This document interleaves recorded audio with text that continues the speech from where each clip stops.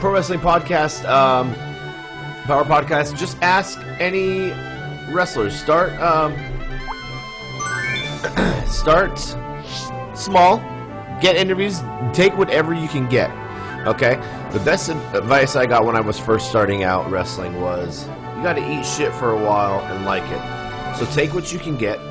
Build the brand. Promote, create, and don't give up. And I promise you, if you put in enough time and energy, it will show. And make sure you get some good graphics made. Get yourself a nice mic. Make sure it sounds the best. Maybe make sure you got little bumpers in there. Maybe you get some Zicky Dice commercials. Huh? You see what I did there? Okay? Hello, folks. It's me. It's that Retro J.O. to that Single E. And it's time once again for the Wednesday Night War side of things with AEW Dynamite. I must say, folks, my goodness, this was a very, very rough show. Probably one of the worst I've seen of Dynamite so far. And like I said, I'm a huge AEW fan. I've loved them guys since the beginning. But on this show, Vince, we don't hold back. And we think of ourselves as, you know, normal wrestling fans that expect a certain amount of pizzazz in our matches. And Dynamite didn't live up to that standard, unfortunately, on Wednesday night. We start out with match number 1. This is where everything took a downturn straight out the gate.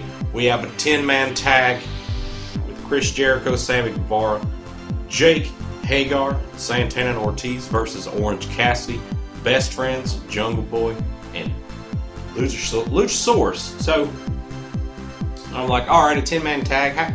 How can this go wrong? It went wrong instantly because this is too many people in the ring at one time.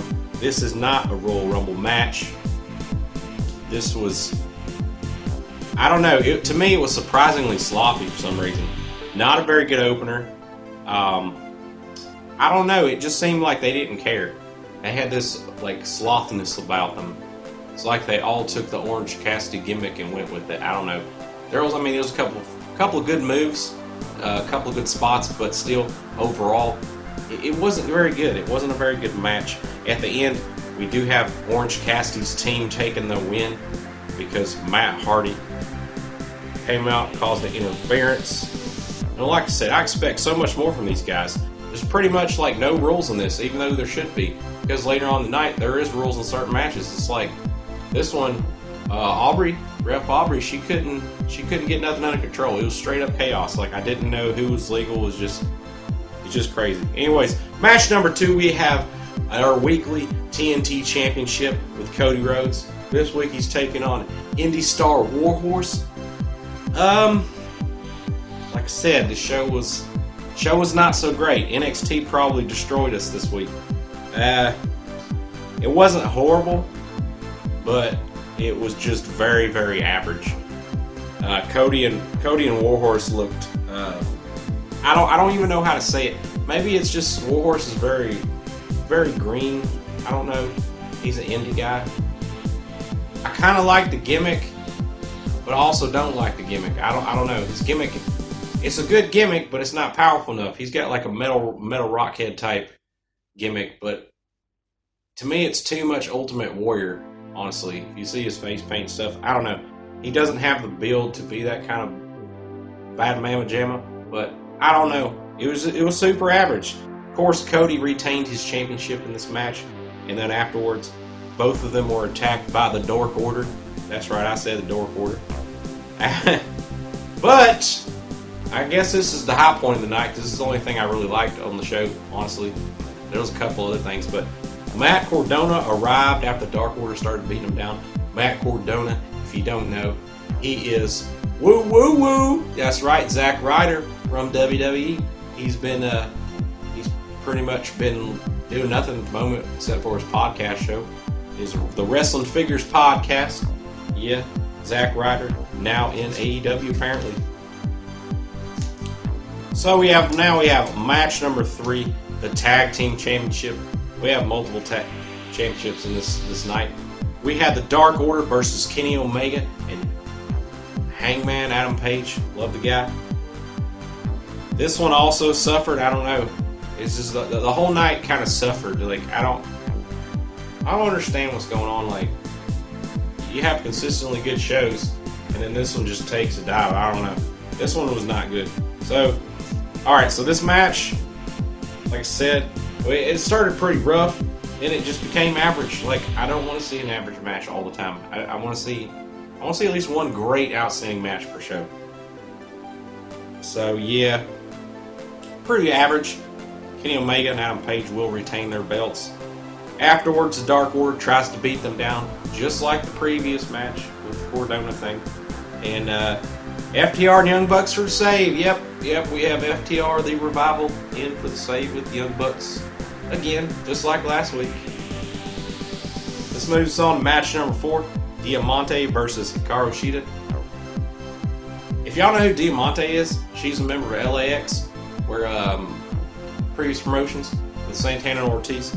I kind of figure that if Inner Circle is going to add a female member to their group, it's going to be Diamante, straight up. She already has the roots, the links to the past with the other two guys. And she has the look, so she's already a heel. I'm calling right now, Diamante will be in Inner Circle before the end of the year. Anyways, this was just another slow match. Diamante honestly looked really slow. She was struggling with a lot of her moves. It was weird. Yeah, I don't know if it's her being green, like I said. She's kind of sloppy in this. Hikaru Shida will retain nothing because it's not a championship match, so she will secure that W. Hikaru Shida needs much better opponents in the women's division. So we have 2 spots left. There's a lot of promos during this, but if they don't add to the storyline, I'm not going to cover them like we said before. This next promo, we got a promo and a match left. This was another very high point of the night. This was MJF's State of the Industry, like the presidential election, basically.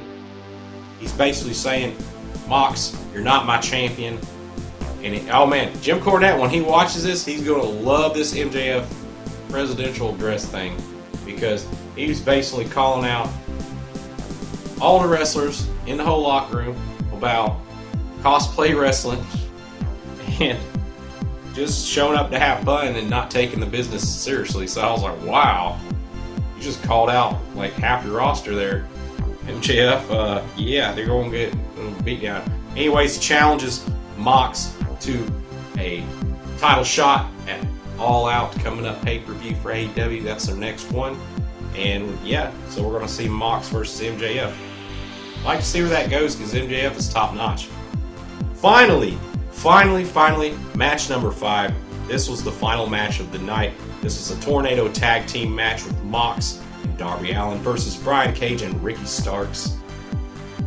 It was a decent match. I'll say it's more than average. This was a more than average match. It was probably the best match of the night, even though by no means was it an excellent 10 out of 10 match. I'd say a solid 6 or 7. It was a very decent match. There was some stuff I didn't care for it, but the moment of the night, it's just like when you see something that looks like it hurts so bad and you know it hurts so bad, you just sort of wince. That's what happened in this one at the end, because Mox and Darby Allin will take that victory after Darby Allin pulls a skateboard from under the ring that has tacks on the bottom of it with the wheels removed. No wheels on the skateboard. There's tacks facing up. You can see them on the camera. So, hey, this is not kayfabe. Them tacks are sticking up. And if you've ever been to a wrestling match where they have tacks, them tacks is real because tacks can't kill you. You know, they're only like this long. So, anyways, yeah. So the tacks are sticking up on the bottom of the skateboard. Climbs to the top rope. Does like an ollie or whatever onto the back of Ricky Starks. Now these tacks are sticking on this skateboard, right? So he just sort of, you could see him landing, and they just scraped across his back, and the blood just started pouring out of Ricky Starks. I was like, whoa, that was a little rough. Anyways, that was all for the night. I was kind of disappointed in Dynamite this week. You guys, I'm a huge fan. Step it up, fix your mistakes, and you should have no problems. So, anyways, that was my review of AEW Dynamite for this last Wednesday. I hope y'all stay safe out there. And remember to keep it retro.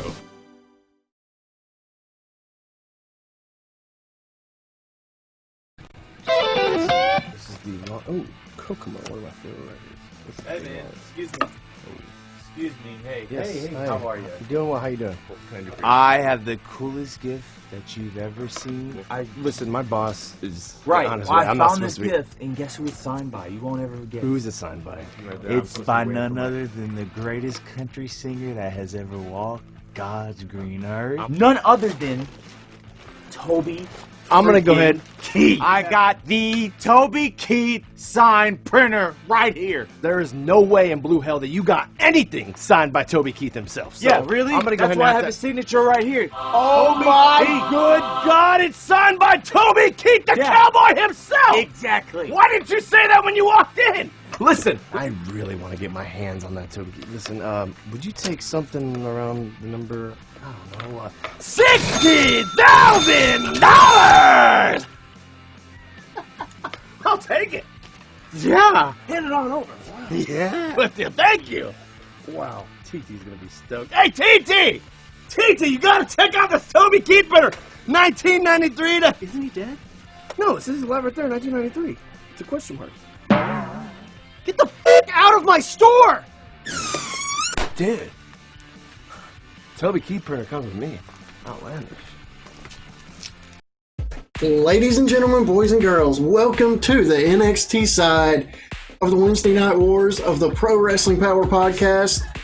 And yes, of all the WWE shows, this is the one that keeps me going every week because NXT continues to impress and put out good shows and have good matches. And, well, they have to because there's actual competition on Wednesday night, so thank you, AEW, for making NXT such a great show. Also, thanks Triple H for running it and not falling into some of the crap that's happening on Raw. And, unfortunately, also happening on SmackDown, which I have to cover on Fridays. But, it was so good. Let's dive right into it. The opening match was Candice LeRae, Dakota Kai, Tegan Nox, and Io Shirai. And if this is how you start a show, it didn't disappoint.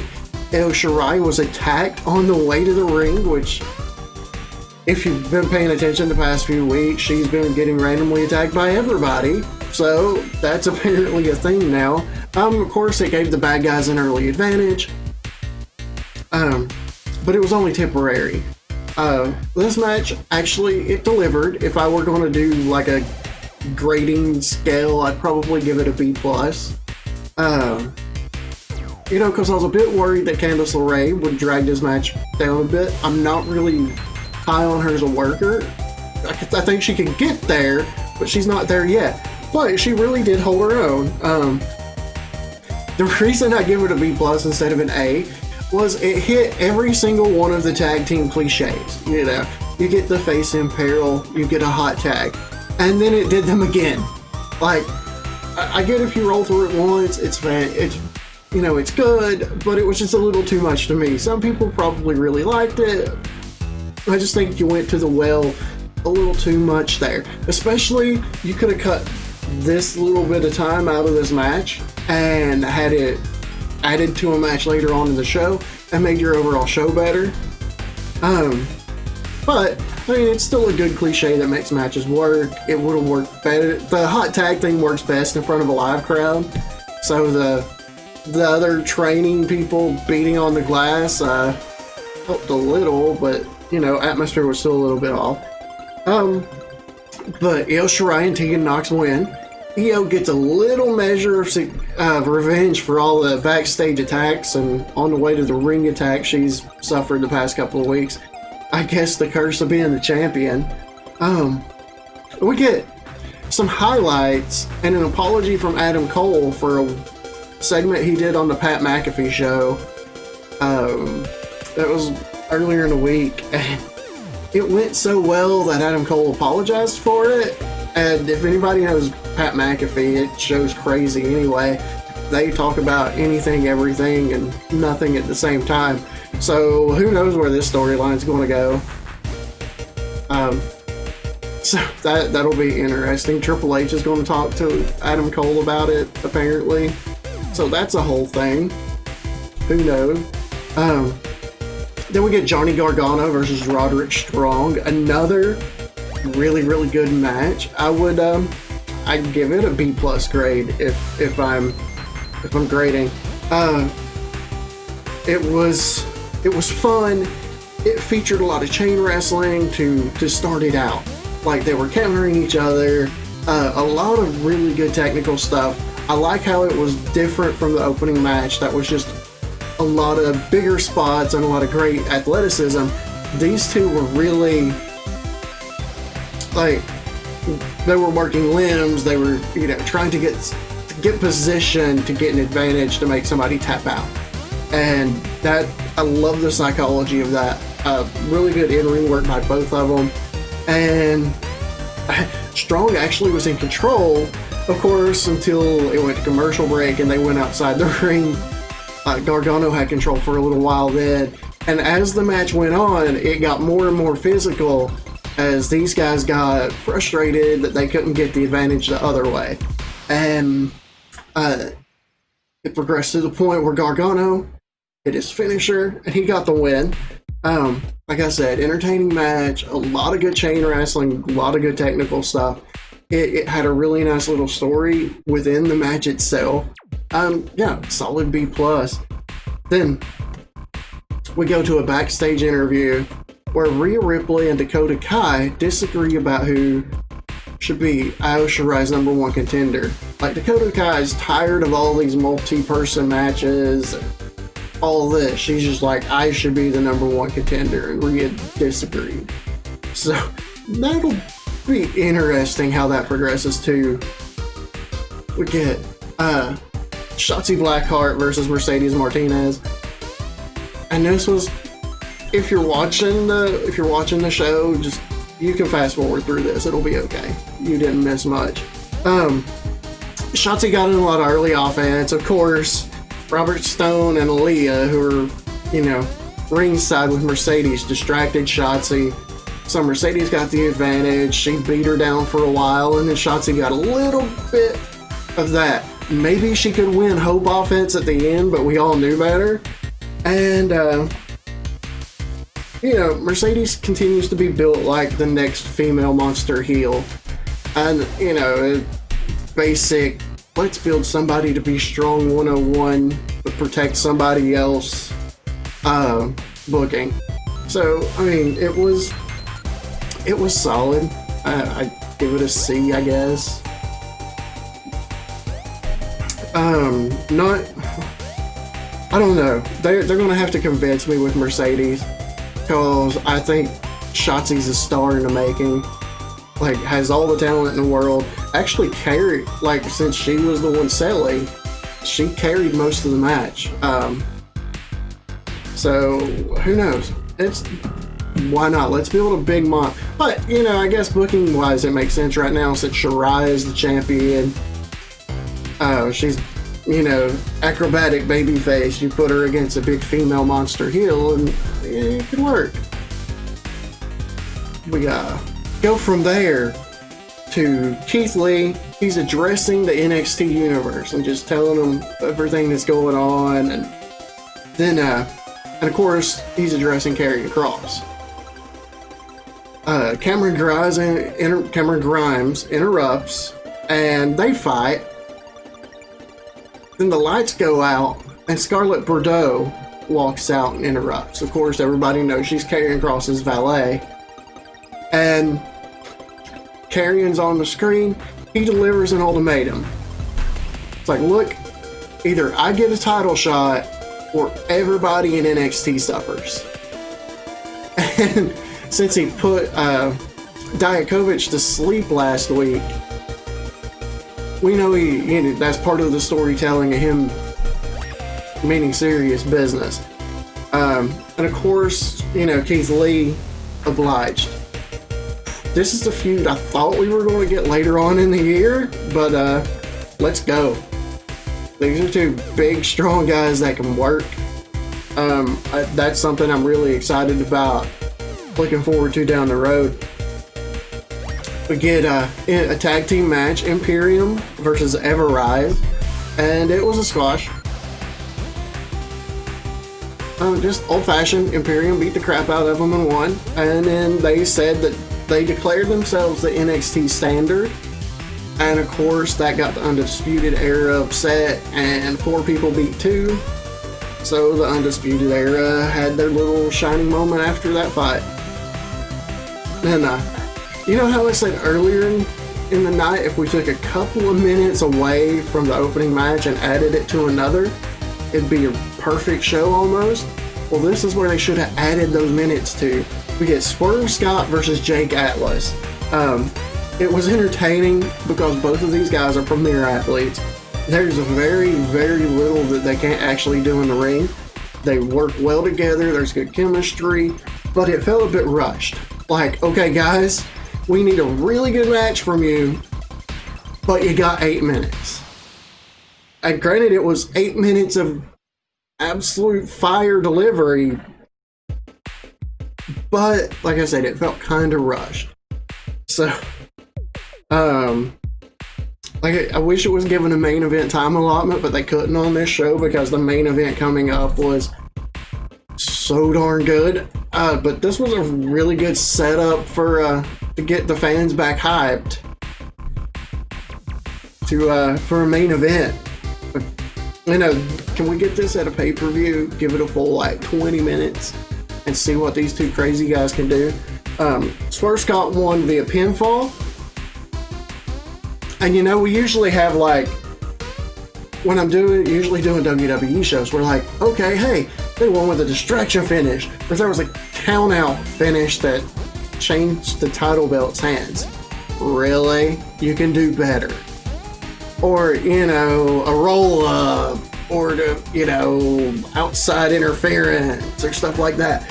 Every match on this card has been a pinfall. Look, we can actually have legitimate winners and losers. You don't have, if you book for more than one show in advance, you can actually have winners and losers, and that, you know, oh, that's the problem with the Raw a lot of the time. They change their minds right before the match starts, and there's no long-term storytelling. They're just throwing darts at the wall, hoping something sticks. NXT appears to actually be well thought out and planned in advance. Kind of like AEW does. They have long-term storytelling. It's crazy, I know it, you know, but hey, in wrestling it works. It's weird. But this main event, getting back to the point, this main event, it's for the vacated North American title. Since Keith Lee held both, he decided to vacate the North American one. So now we have a tournament, a series of triple threat matches to see who's going to be in the ladder match at their next pay-per-view to find out who is the North American champion. And this, whenever they announced who the 3 fighting each other were going to be, was the one that I was like, yes, I absolutely have to watch this because this is going to be a fantastic, ridiculously good match, and oh my goodness, it did not disappoint. Dexter Lumis, Timothy Thatcher versus Finn Balor. Those 3 guys in a ring, and it was crazy good. If you haven't watched it yet, please go right now, watch it before I finish this review, and then come back and we can finish it out together. I will say there's a spot early where Dexter Lumis proves what a crazy athlete he is, and even the competitors sold it like, how the crap did he do that? It was just, yeah, there were fun moments like that. All 3 of them had their time to shine. They all got in offense. There was great storytelling. There was just, these guys aren't afraid to work stiff. They laid in some shots. I mean, you know, we all know Finn Balor's great. Timothy Thatcher is he's a unique animal that's starting to grow on me. And Dexter Lumis might actually, between him and Karrion Kross, might be the best thing to come out of this empty arena era. Like, I really can't wait until those two performers get the proper full crowd experience. And Karrion Kross, if nothing else, for that entrance with Scarlett coming out and singing and just the theatrics of it all. But Dexter, because he's such an interesting, crazy character. Like, it's something I haven't seen in a while, and I'm always intrigued when there's something new going on that I haven't seen in a while. And even then, that the match ended in a really cool way. That kind of protected everybody. Like, this was really creatively done to where all three performers kind of looked strong.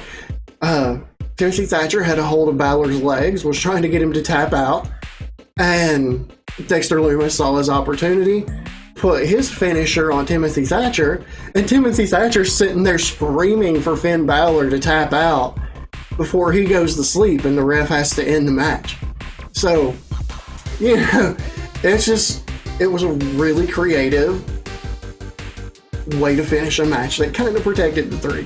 Because, Thatcher's betting on him lasting longer than Finn Balor in the hold because Finn's been in it longer. He gambled, he lost. But, if I was going to be like I said, I'm going to try this grading system from now on, A through F. Warning you, SmackDown, this might not be pretty, but C's get degrees, or so I've heard. But this would be an A. A very solid A. Overall, probably a B for the show. There were those couple of segments that drug it down. But overall, like I said, I really enjoyed myself. It was fun, it was entertaining, and really, what else do we want the wrestling to be besides entertaining? Anyway, I hope you guys enjoyed this review. Thank you guys. If you like what we do, please like, subscribe, leave a comment. Tell me what you liked about the show. Tell me who your favorite performer is. Or what you think is going to happen with the Pat McAfee, Adam Cole stuff. That's really interesting. Anyway, thank you guys. God bless.